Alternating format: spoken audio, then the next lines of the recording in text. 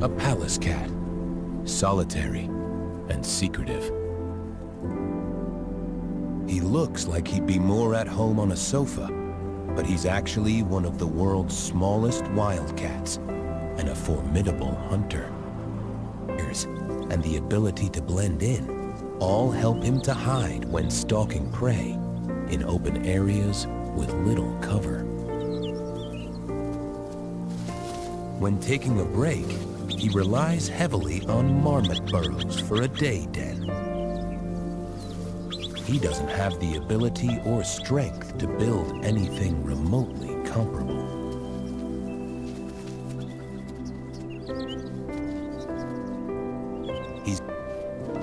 His long furry tail also acts as a body wrap.